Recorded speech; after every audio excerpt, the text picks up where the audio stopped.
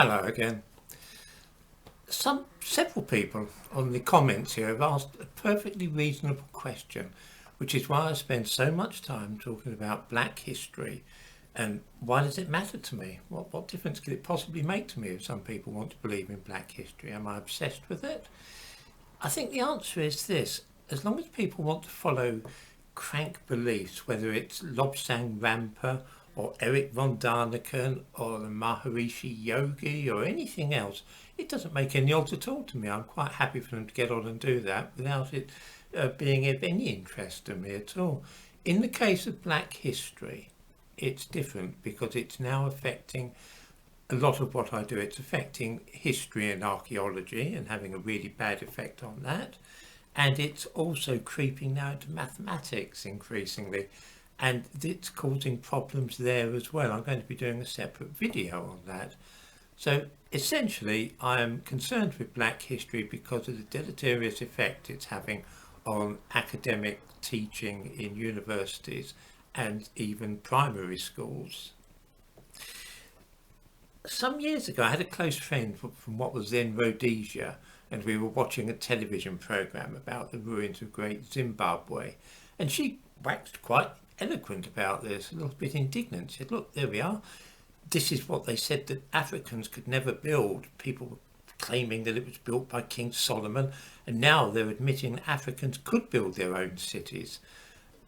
I didn't like to say to her then that I couldn't see what was particularly impressive about Great Zimbabwe. I kept my counsel. So these days I probably would have opened my mouth, but still, this is Great Zimbabwe.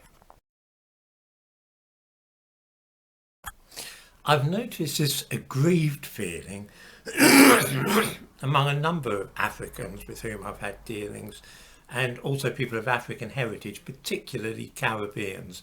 Caribbeans seem particularly keen on this new black history idea. They feel that they're not being given credit for what black people in Africa achieved, and that this superiority, supposed superiority that white people feel, gets under their skin. I can understand that in a way, but then again also I can't, because in England it was much the same sort of thing in the 1950s and 60s. Nobody believed that the English could achieve a great deal or could have achieved a great deal until the coming of the Romans. The history books I read as a child showed people in Iron Age England as practically cavemen, just walking around wearing animal skins and so on. I remember seeing illustrations in one of the history books that I had as a child, showing Phoenician merchants in Cornwall to come there to buy tin and were bartering with the natives, and the British people were shown wearing animal skins and obviously looking like wild barbarians, while the Phoenicians were immaculately dressed and obviously from a civilization which the British weren't. More than that, I can remember in the 1950s the claim was being made that British couldn't even have built Stonehenge by themselves. Photographs had been found of what were claimed to be representations of daggers and axes from ancient Mycenae, a Greek civilization in the eastern Mediterranean, and these were allegedly the signature mark of the real builders of Stonehenge, that we were too uncivilized to do anything of the sort, and that a bunch of Greeks must have come over and organised it all for us. I don't remember any of this particularly bothering me, that attitude, when I was young, but it does get on the nerves of a lot of black people, and they become determined to prove that they had civilizations of their own before white people came to Africa.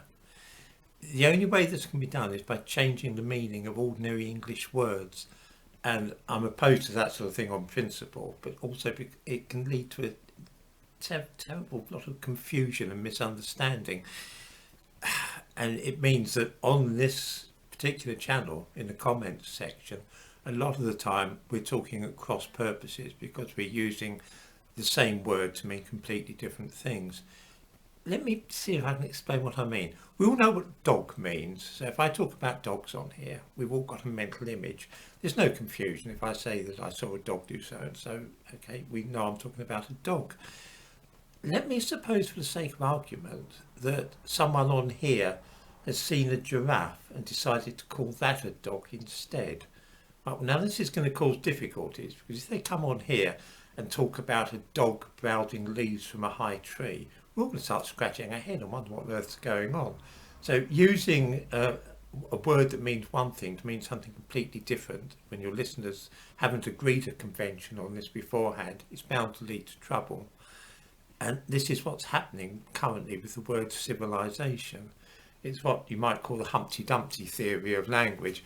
I'm sure that those of us that have read Through the Looking Glass will be aware, and Alice's Adventures in Wonderland, of course.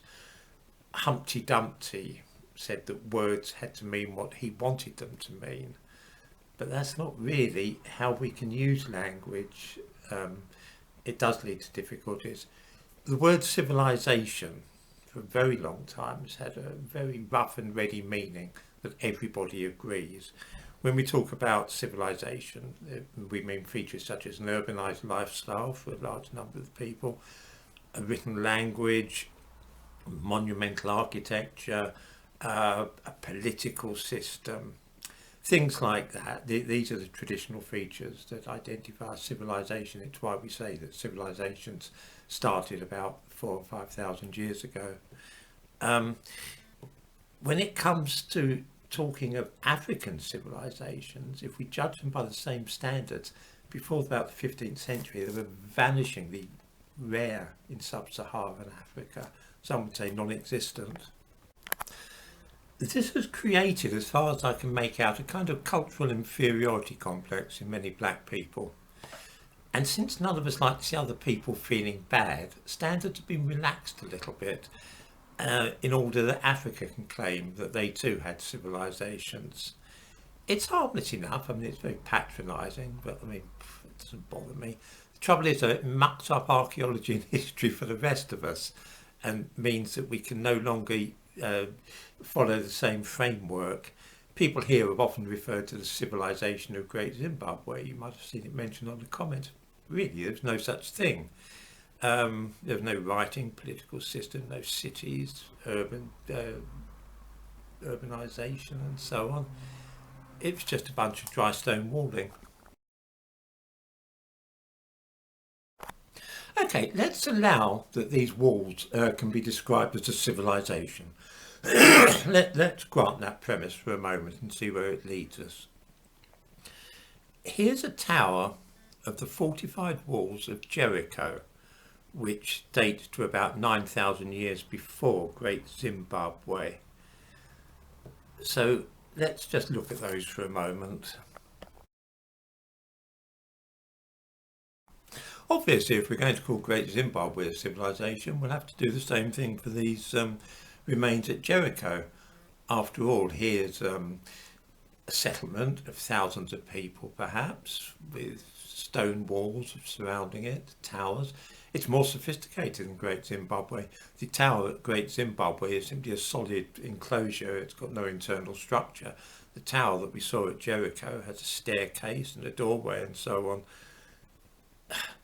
Okay, we'll call that a civilization as well. We'll say that instead of a civilization arising as we traditionally think 4,000 or 5,000 years ago in China, the Indus Valley, Mesopotamia and Egypt, now we're going to have to say that civilization arose 10,000 years ago in the Stone Age, which is a really odd idea. I think you can see the problem here.